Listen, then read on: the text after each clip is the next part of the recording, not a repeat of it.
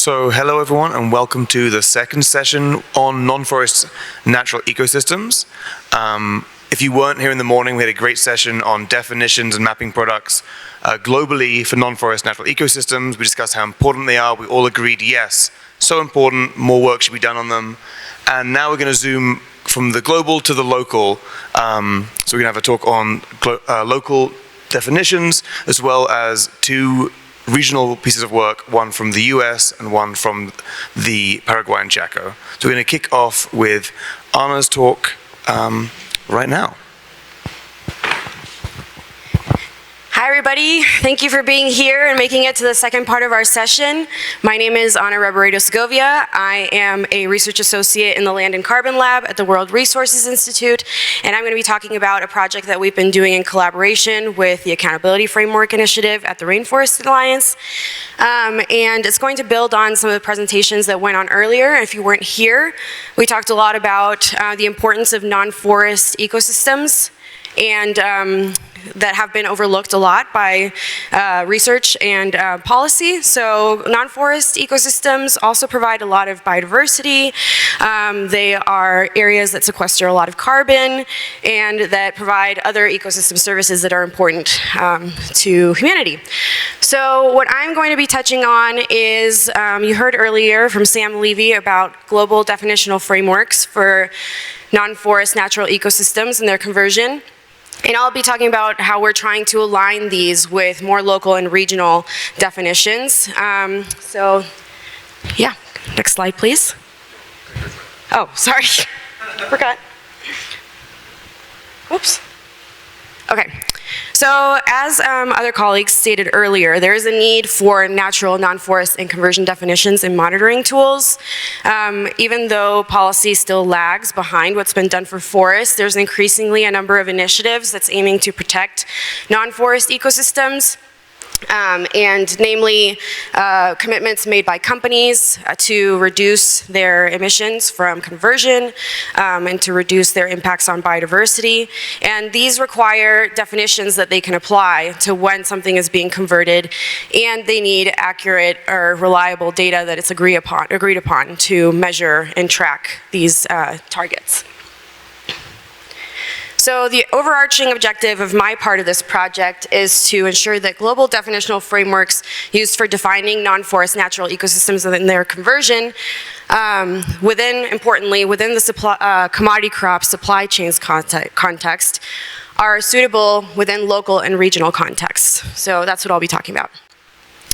The specific objectives is that we want to, for 4 to 5 key geographies, understand parameters and thresholds that are used to distinguish natural and converted non-forest ecosystems and local or regional contexts. So parameters being things like plowing or grazing or tilling, and then thresholds being what amount, how far in the past.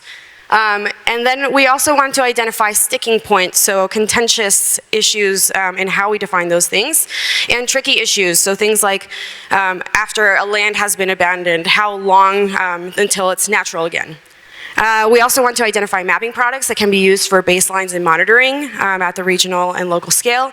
And we want to finally contextualize these definitions and monitoring guidance for companies so that they can use them for monitoring.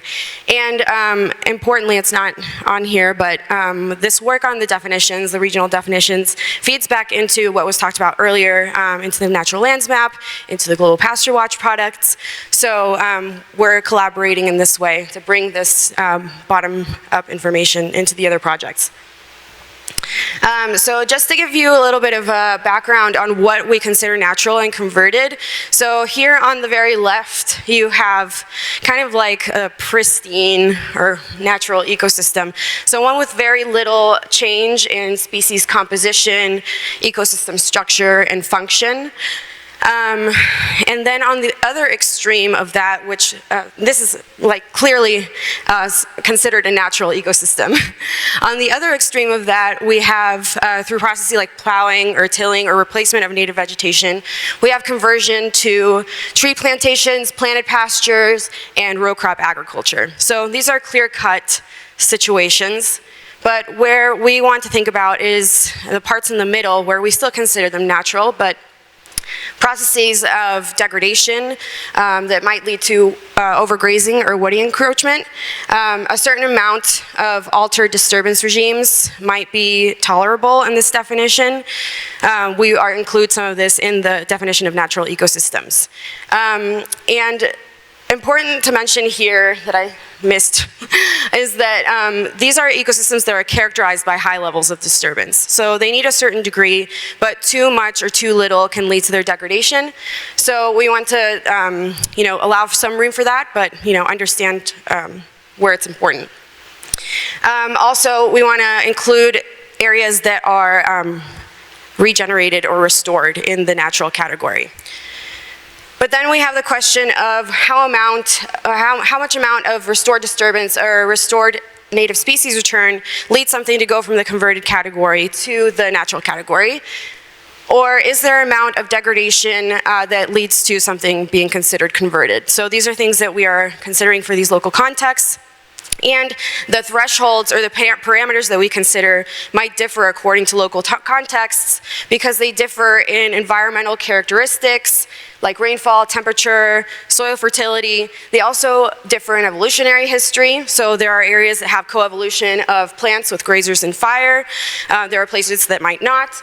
And they also differ in land use history. So there's differences in historical influence and use by humans. So there are some areas that might have once been forests that are now grassland, but still contain some species that are important and might be still valued by people. So these include areas in Europe, for example. And also the land use history is important here because there's a lot of misconceptions around particularly savannas where people might have come from outside and seen them as degraded forests, but they have always been savannas, so there's like a little bit of a misunderstanding about where these ecosystems have been converted, where they were always savannas or where they have not been.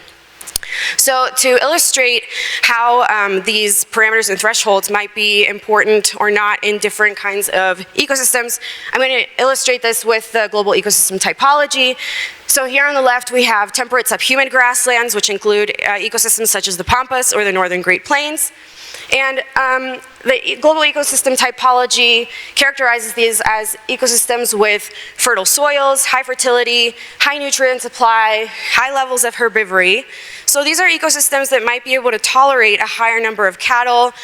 They might be able to tolerate some fertilization without becoming very severely degraded. Whereas Pyrrhic, not Pyrrhic, tussock savannas such as the Llanos and the northern Australian grasslands, they're characterized by low nutrients, lots of fire, and a lot less herbivory. So adding fertilizer to this type of grassland might have a lot more damage to the environment. And these natural dynamics are not the only considerations that we're taking into account when we're characterizing natural or conversion, the parameters that we use in thresholds. So thresholds that might incentivize preservation should also be understood. So we should understand the local economic dynamics that are happening in the region. And we also need to consider the data that's available to characterize these things. So if we have a definition, but we can't characterize it using data, that's a problem. So we need to be able to ensure that these things are measurable and monitorable. So to tell you about the approach that we've been taking, so if you saw Leah Samberg's presentation earlier, she showed where we have been finding areas of high conversion attributed to commodity crop production.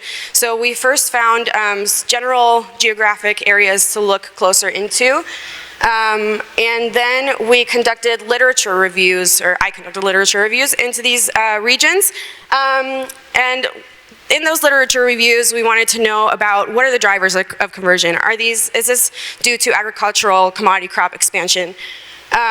Because if it's not, then it's not within our scope of work. Then we wanted to know parameters, thresholds that are being used by local people in those contexts to define natural ecosystems and their conversion. And we wanted to identify data sets that can potentially be used to characterize these things.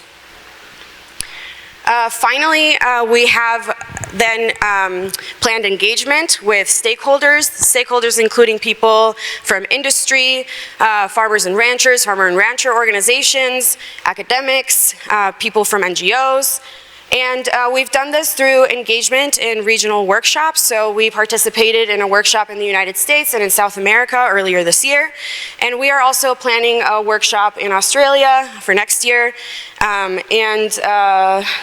In these workshops, we ask stakeholders, how do you characterize natural non-forest ecosystems and their conversion? Which data sets are usable for mapping them? And it's important to note that this process is not unidirectional. So we talk to stakeholders, then we might find more areas where we need to do a little bit more literature review, a little bit more engagement with stakeholders.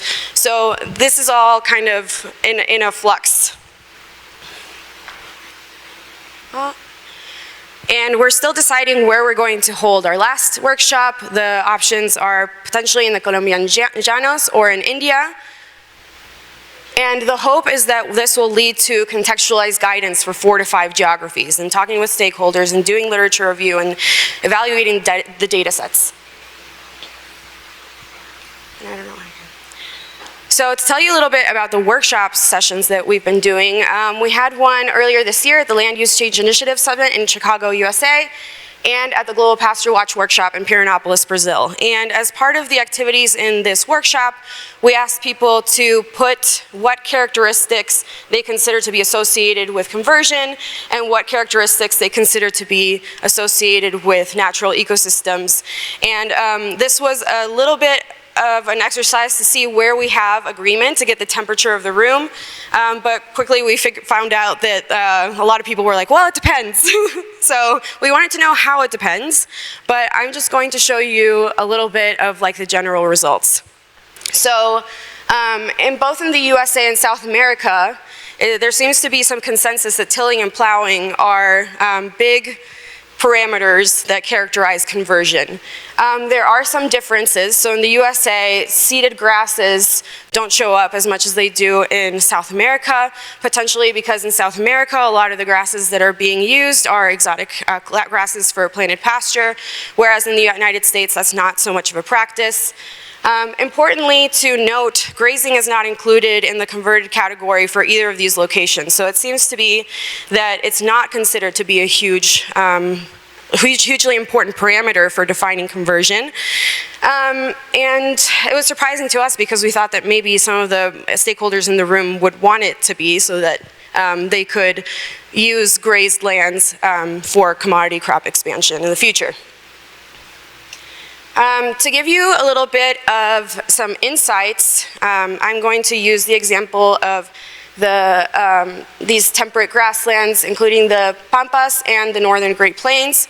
So these are both temperate subhumid grasslands with an evolutionary history of grazing, both areas where grazing has not been considered to be a hugely important parameter for defining conversion, because grazing by livestock is considered to still keep grasslands in the natural category, and where a lot of the priority is to keep grass in grass. So there's a lot of stakeholders there that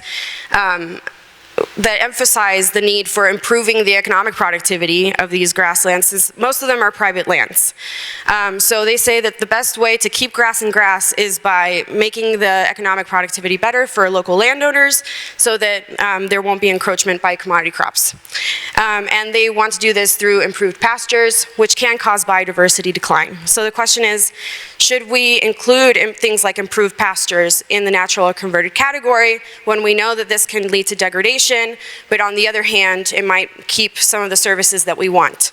But then the other question is, can we characterize this using the data sets that are available? So the Global Pasture Watch might still include these cultivated pastures within the converted category, whereas maybe local land cover maps might characterize this differently. So then the other situation in the US is that there's a lot more emphasis on plowing and land use history that we need to look into because of things like the CRP, the Conservation Reserve Program, where there's land set aside.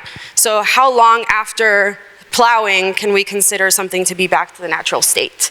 And that's something that we're looking into with Tyler Lark's group, looking at how much of a difference does it make if we look at something at what time in the past, where does it get put? So finally, I wanted to say that defining natural non-forest ecosystems and their conversion is complicated but necessary. Our work is still very much in progress, so we welcome input into people to connect with, data sets to explore, and socio-ecological context to further consider.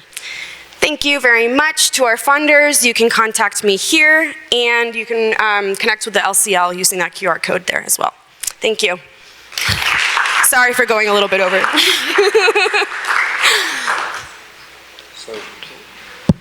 Fortunately, we have 3 talks and an hour, so we still have time for some questions, and maybe even some more at the end. So any questions for Anna about her regional definition work? Great.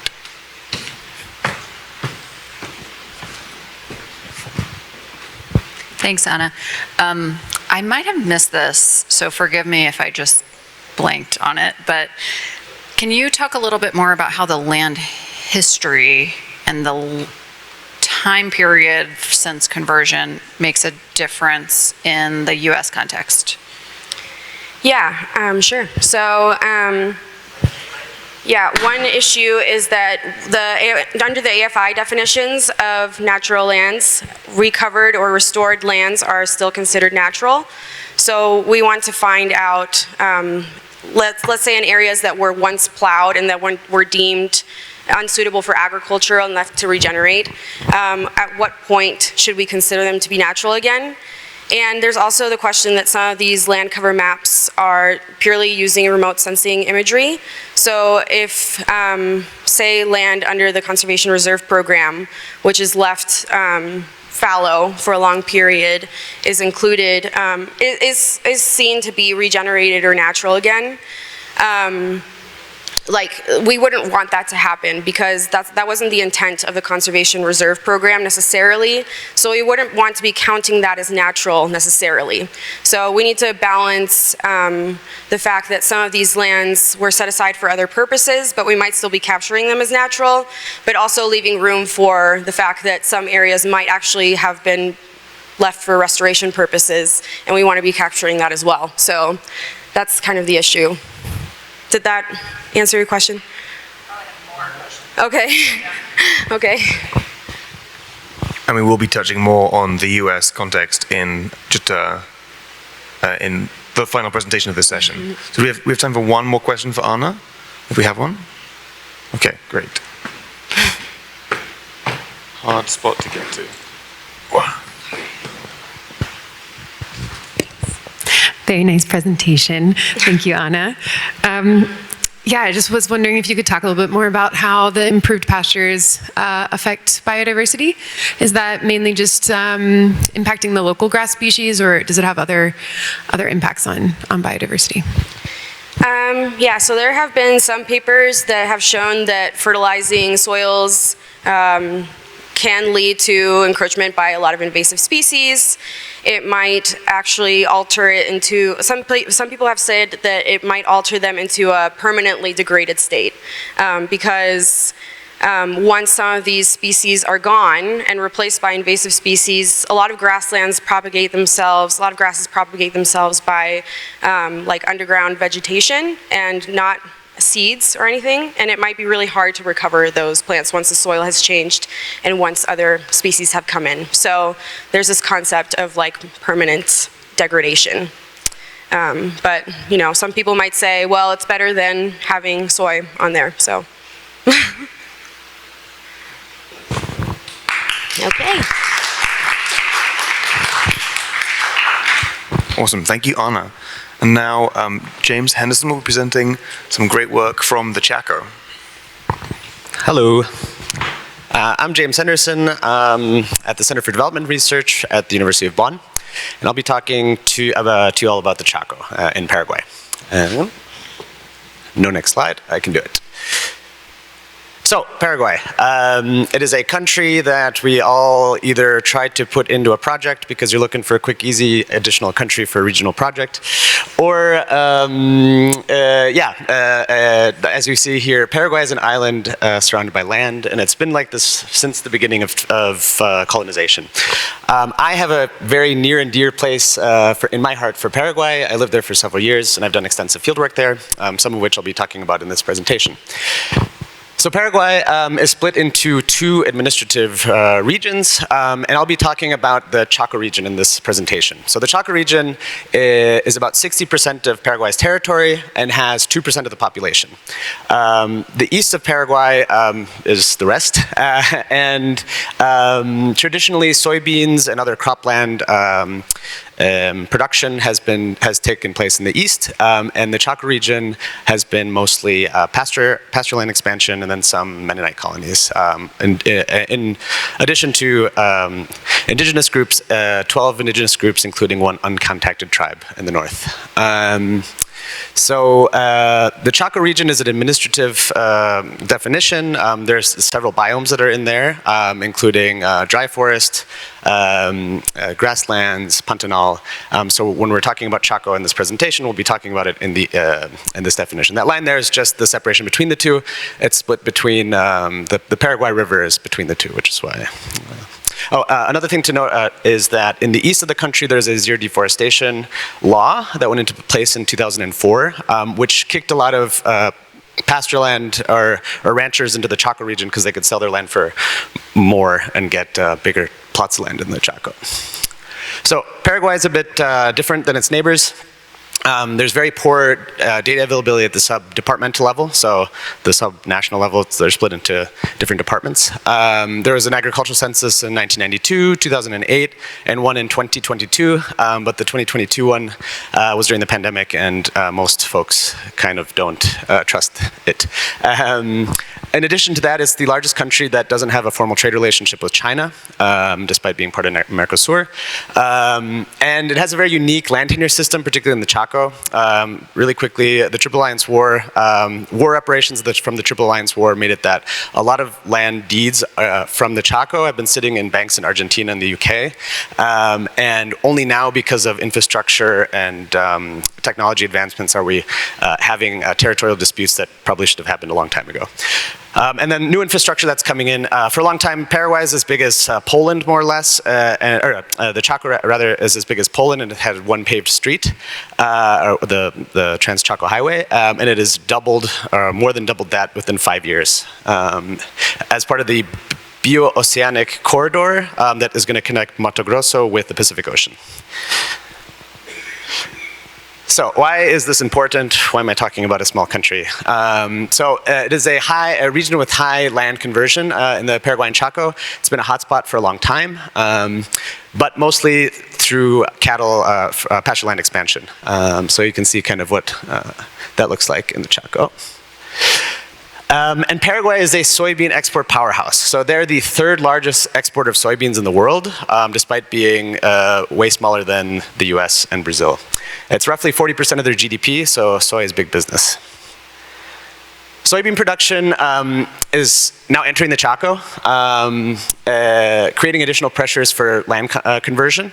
So there's been a 380% increase of soybean production in the Chaco since, I guess, from 2018 to 2022. That's using the census data. I have numbers that are a little bit higher than that. So soybean production in the Chaco is quite different than in other parts of Paraguay. So this is from a different paper that I did, but this is where I've seen soybeans in the Chaco. It has different economic pressures. So soybean production is generally done via land speculation. So the soybeans that are grown in the Chaco don't necessarily have to be profitable. It's more looking down the road, and whatever profit that they get from the soybeans that are grown there are just kind of a bonus. And then there's, of course, the Mennonite colonies that have done kind of small-scale cropland planting, but that's more marginal. That should have been before. So the spatial extent of soybean expansion has been reached in the other side of Paraguay due to that zero deforestation law. And according to a calculation that I did in a different paper, about 1.6 million hectares of Chaco region is suitable for soybean expansion. So it really has a potential for transforming the region. So this is the biosanico road I was talking about. And the new technology is the HB4 soybeans. So what do we do? We're trying to figure out how to reduce, so traders are, the traders, which I'll talk about in a moment, are part of, many of them are part of sustainability commitments, and they make kind of grandiose statements about zero land transformation or zero deforestation free supply chains. But in Paraguay, even the large established traders, roughly 50% of their sourcing comes from indirect sources, or spot market. So the different types of traders that exist in Paraguay, you have your classic ABCDs, all of which have sustainability commitments. You have the Paraguayan traders, and then you have the kind of new kids on the block. In 2015, Sodru, which is a Russian company, and Kofco, despite there not being a direct trade relationship with China, entered the market quite strongly. And Kofco bought out Nidera and Noble, which I'm sure many of you know. So this is from 2010, the kind of percentage share of each of the different types of traders. As you can see, Kofco and Sodru took a big chunk of the ABCDs. Yeah, and Sodru has no sustainability commitments. Kofco does now, didn't at the beginning of when I was writing this paper. So a couple questions I asked myself: can sourcing dynamics be analyzed accurately enough given these data limitations? And can we monitor the sustainability commitments that are made by these traders? Are soybeans from high conversion risk areas in the Chaco entering supply chains from traders that have sustainability commitments? And how do we determine this without any data? It's all spot market transactions. So I came across this great work on stickiness, and I thought, hey, it probably makes sense that companies that have, first I'll explain stickiness. So stickiness, it's been presented in a couple of other presentations, but looks at how supply chain actors engage with production regions by analyzing the supply chain's ability to reconfigure themselves over time with persistence, resistance, and recovery capacity. So I'll kind of go this. I really like this one. The difference between the persistence, resistance, and recovery capacity. For the purposes of this presentation, though, it just means that how similar is the sourcing interannually by the traders. So I thought to myself, well, it probably makes sense that an established trader trades with the same folks every year, and that has less risk. Our stickier companies, so more established companies, the ABCDs, for example, less likely to source their soybeans from high land conversion risk areas. And is sticky good? Well, it's a little bit inconclusive. Here we see the ABCDs that have almost perfect stickiness, so that basically sourcing is the same year in and year out. And then you have Kofco. It's a little bit complicated. I can answer questions about that later if you want, but they basically were getting less sticky, and then they bought infrastructure from, they got silos and things from Noble and Nidera. And then Sodru is becoming less sticky over time.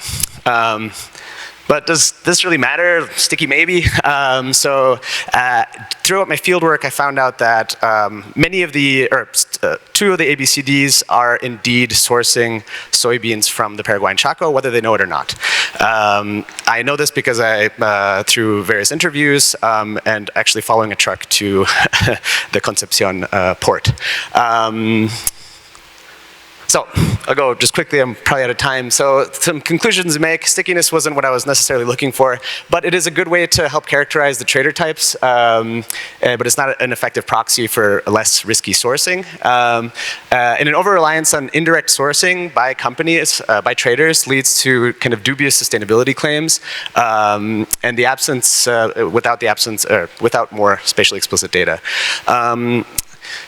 Yeah, soybeans from high-risk transformation areas are quietly entering the supply chain via spot market transactions, and revisiting existing land conversion governance should be considered as the development of the region continues. Little fun fact, the largest runway in South America is in this region, and the Saudi government has now bought the concession for it, so I think there is an anticipation that this will be a boom area. Thank you very much. Yeah, happy to answer any questions.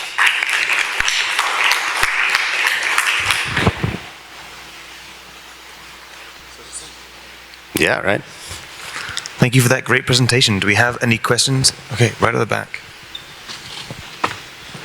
Really making me work for this question.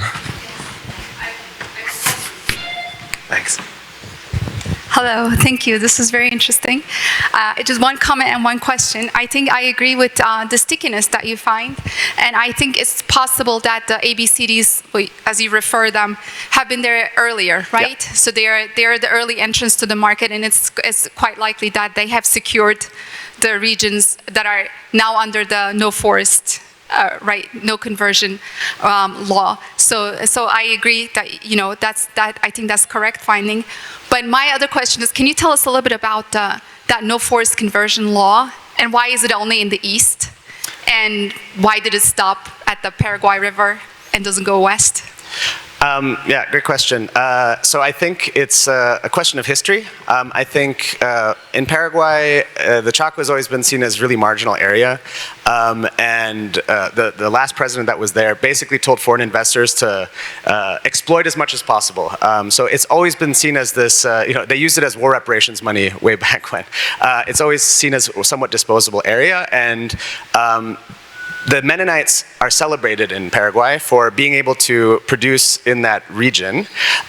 So I think that the reason why that it exists is because no one really cared about the Chaco. They didn't care about the types of forests that were there. In the east of the country, it's mostly Atlantic forest. And as we all have been researching, Atlantic forest is definitely more of an area that is more interesting, especially internationally or to NGOs than, well, that's changing now, but historically that's the case, yes. Anyone else have a question? Okay.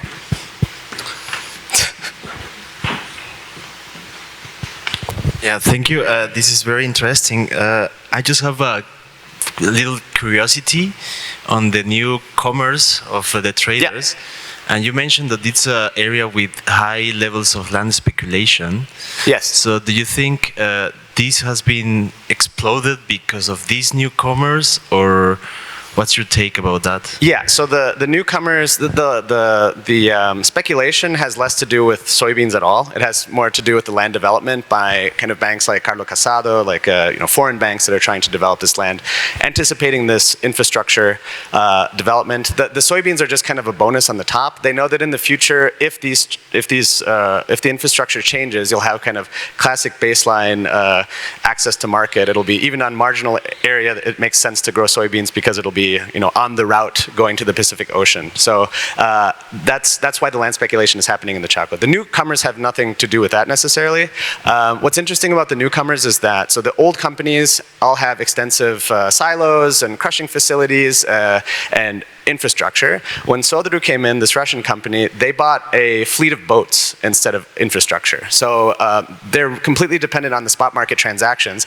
So instead of buying silos, they bought boats, and they have a guy in an office with the telephone, and that's how that happens. So that's how they operate. Kofco is a little bit different because they bought two other companies. But yeah, to answer your question, I guess they're completely separate. They just happen to benefit from soybeans coming from different regions. Okay, I'm coming. Man, people really are on the other side.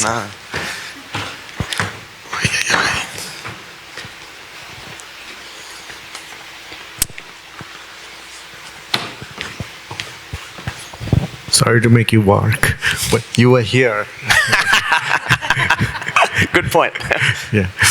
So did I read correctly that you had calculated that 1.4 million hectares expansion is possible?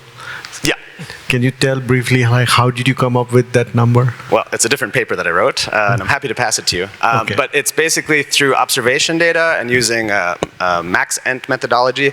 So I looked at where soybean exists based on my observations, and then through a bunch of different climate data, soil types, plugged it all in together and basically made a habitat expansion for soybeans. There's nothing about infrastructure, which of course is key to a lot of these questions, because it hadn't existed when I made that analysis. But of course, if this road, which is now complete in Paraguay, actually connects to the Pacific Ocean, I do think it would be considerably higher than that number. But I'm happy to pass you the paper if you'd like. Thanks. I think we have time for one last question. Okay. Nice and close. Yeah, thank you, James, for the presentation. Can you tell why there's no trade relationship with China, especially that Paraguay has such a large soy export sector? Well, it's a long, complicated history, but basically the amount of development cooperation that Taiwan does in Paraguay is second to none. So it has to do with old UN votes, and it's a legacy of kind of Cold War. There's huge pressure from Paraguayan, kind of the old guard of Paraguay, the Rural Association, to change that, because of course they would love to trade with China, but it is a historical political reason why that is, and it's been the case since I guess modern China has existed. Oh, and interestingly enough, the outgoing agriculture minister said in a Reuters interview, "Of course, our soybeans end up in China somehow." So it's a leaky system. Okay, thank you, James. Thanks.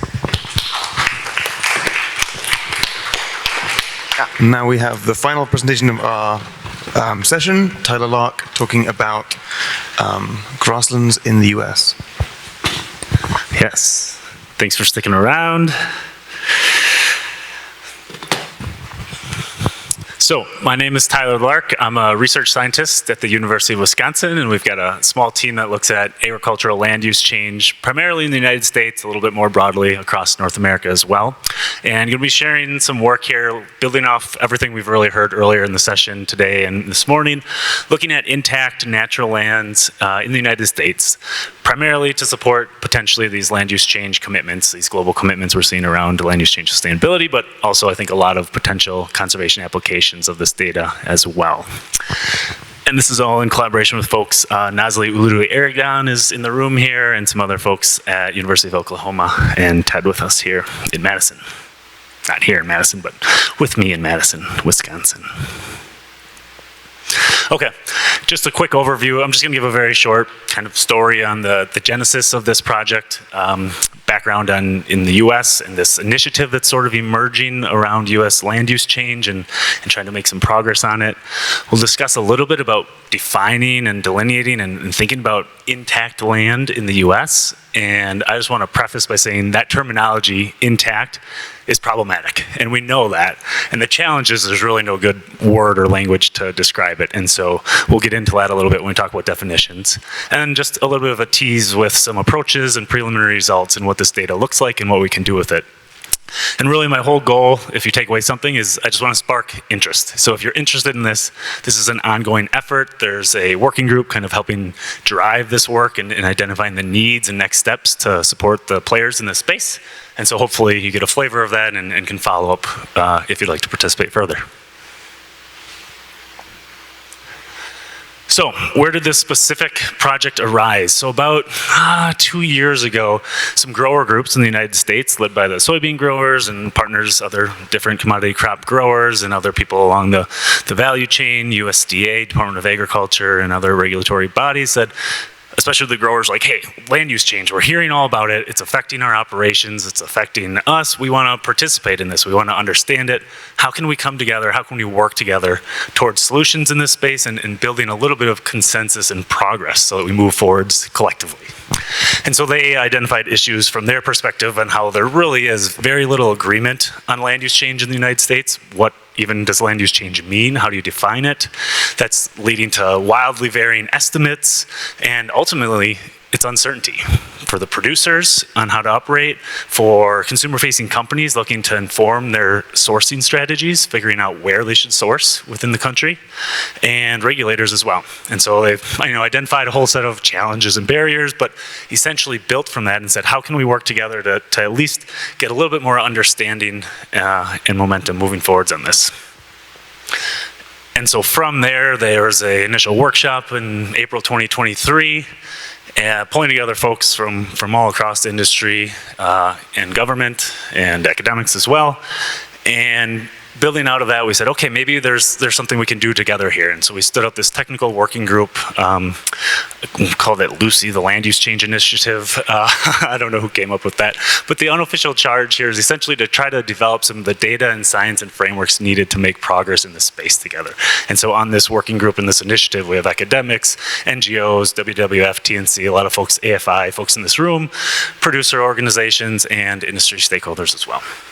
And after a few months, kind of what bubbled up to the top as an area where we could potentially make progress together is on this identification and mapping and understanding of intact or native sod locations. Very broadly, we're defining that as locations not cultivated in the modern era. Modern era is intentionally vague, so that could be 10 years, it could be 70 years, depending on the data source and the application.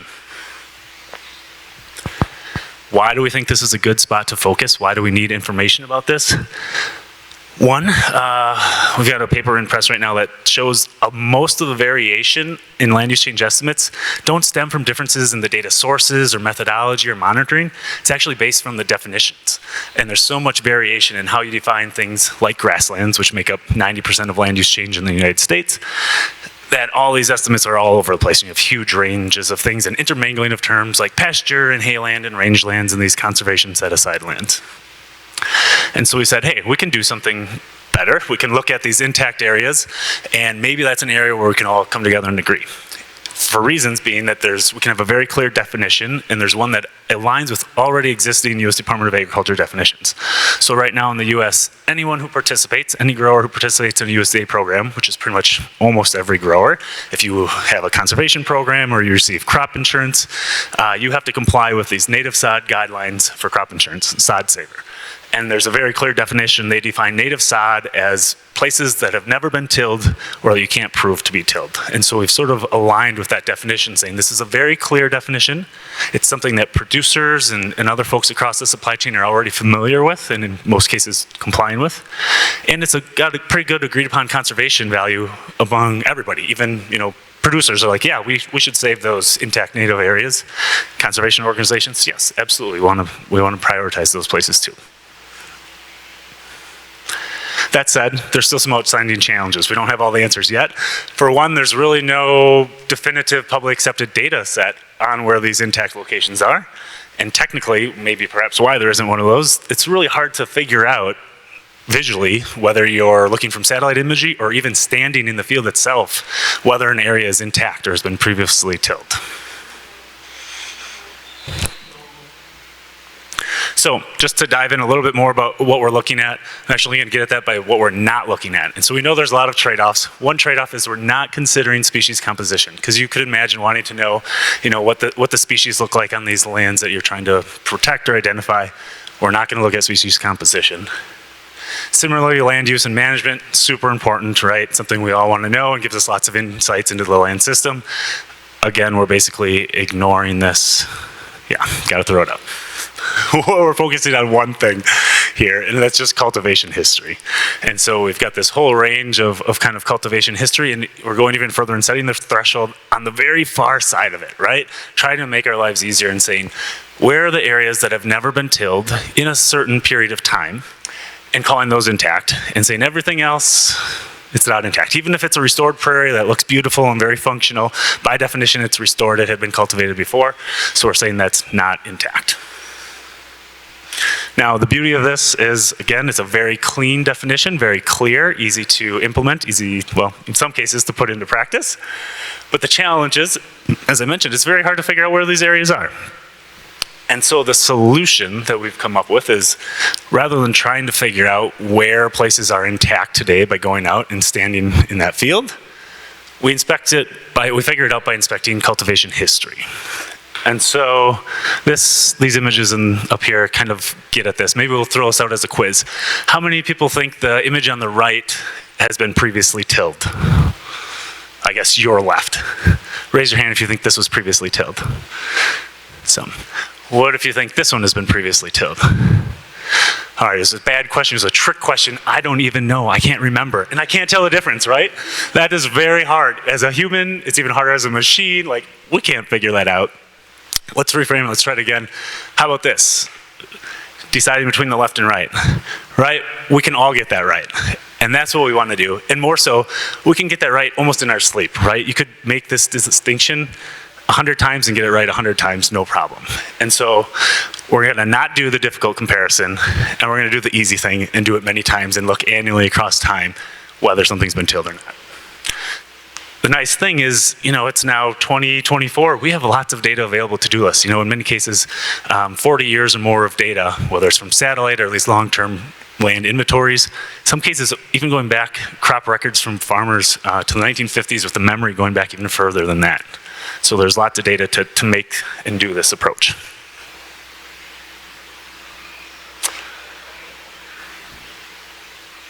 So right now we are basically triangulating these areas of intact lands using 3 different independent data sets, alluding to the ones I just mentioned.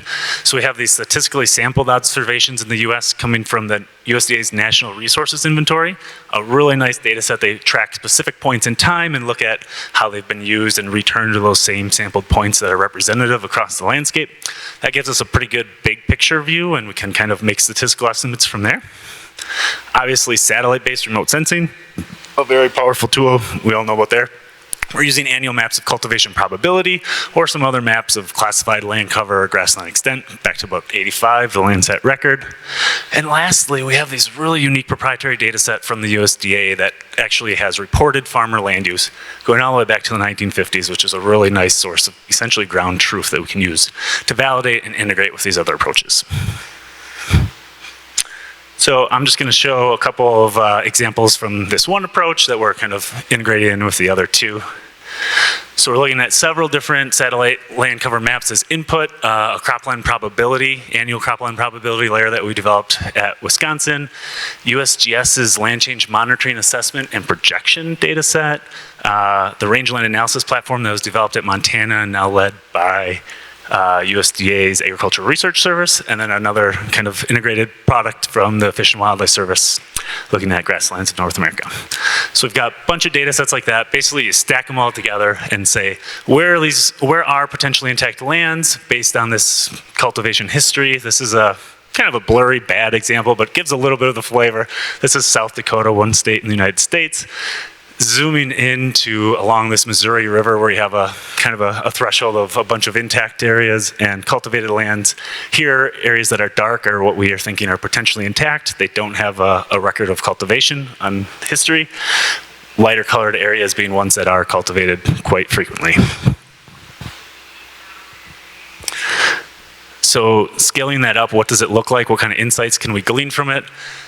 This is some example results from some pilot work a couple of years ago, where we looked at across just a shorter duration of time, just 20 years, and said where are, in just a subset of grassland intact areas, but where are intact grasslands, shown here in that blue or teal color, and then where is a recent conversion of those intact areas, and that's shown in orange.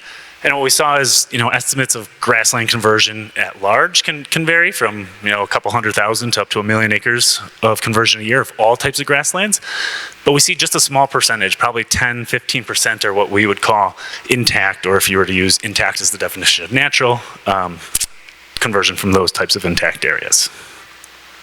Mostly across the Western Great Plains and sort of this frontier where cultivation intersects with the Great Plains. So that's where we're going. That's what we've got. Just some concluding thoughts. First, next steps. Right now we're kind of testing the sensitivity of different satellite inputs and thresholds.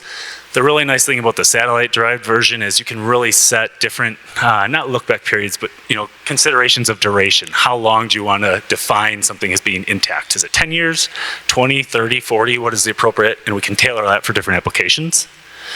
And then we're doing accuracy and validation, comparing to products like Global Pasture Watch, and then integrating with the Accountability Framework Initiative's efforts to try to use this as a case study definition and focus in the region of the US.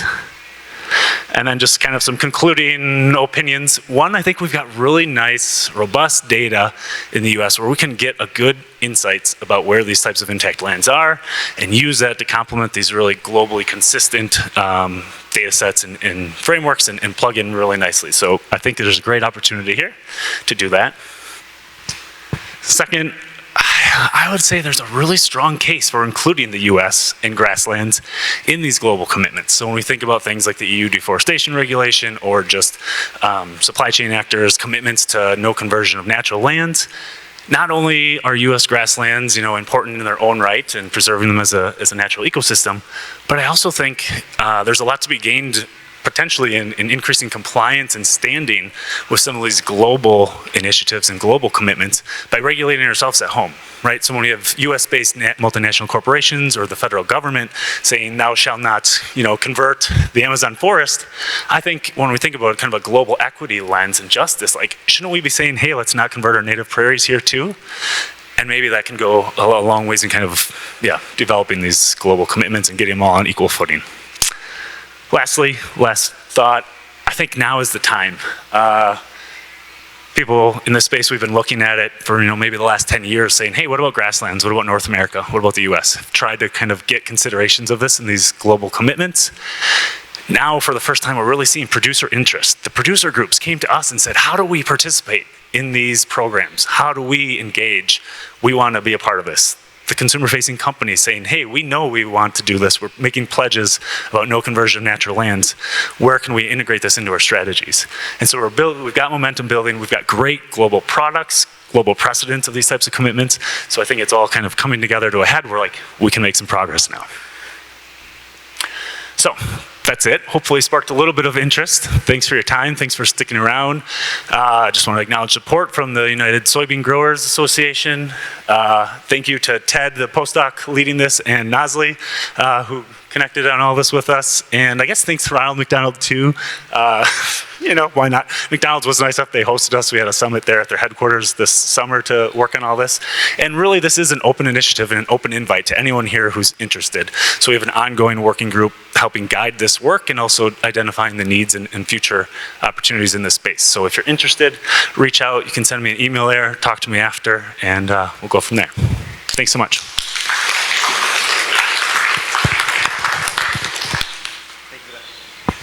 Thanks for that great presentation. Love ending on a positive note. So who has a question? Alrighty.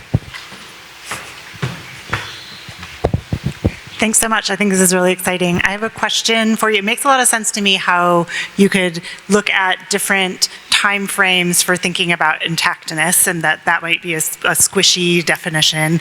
But how are you thinking about applying that to the never tilled piece? I mean, how can you have a never tilled and also a different time frame? Never is, again, probably bad terminology. We should say not tilled for some duration, right? And so maybe that's 10 years, maybe that's 20 years. We do have this, the USDA producer data goes back to the 1950s where they started keeping crop records. And the way that data is recorded, once something's been used as cropland, it has memory and basically is continued to be classified as cropland throughout history. In some cases, it goes all the way back to the 1920s. So we do have a pretty good sense. Again, that's not never, right? But a pretty long duration. But I think never is a problematic term too. We should probably change it and just say not cultivated. Well, just curious. Yeah. More wanted to clarify. Question. So maybe, can I ask a follow-up? Which is that you were saying that you were setting a cutoff where restored prairies were not counted, but some defined deadline of when it hasn't been tilled since would fall into that? And is there a reason that a restored prairie that was 40 years old wouldn't be considered, but a abandoned farmland from 30 years ago might? Yeah, so that was basically, if you set that definitional threshold and say we're going to consider intactness for the last 20 years, then if something was restored 15 years ago, that would be non-intact because it's been cultivated in that timeline. If you set a longer look back period, then you would adjust accordingly. And really it gets down, that's like to us, it's a values laden question, right? For every application and stakeholder that we're gonna have to make that decision. And that's really hard to do. It's really gonna be application specific. So what we're trying to do is enable the data and the science to support that decision making. And so for different applications, maybe it's 20 years for thinking about greenhouse gases, maybe it's 30 years for biodiversity, you get full recovery, not full recovery, but you can imagine these different thresholds. But then if you were to say, okay, we're calling anything that was intact or not cultivated for 20 years, if it was a restored prairie, just 5 years ago, it would not meet that threshold. Yeah.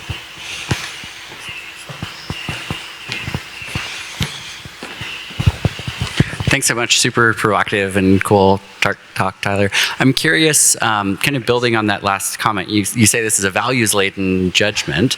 In some ways, it feels like it could be a more data-driven judgment, right? If we had the information of how biodiversity, carbon recover in these landscapes, and it feels like the data product you've created is like perfect for generating kind of a chronosequence sampling design to actually tell us, what is that right cutoff? And I'm curious whether there's any, like the working group has any of that in its kind of priorities longer term to understand, I also think it links to the decision not to include pastures and grasslands in things like the UDR because there's a presumption of recoverability on a quick timeline.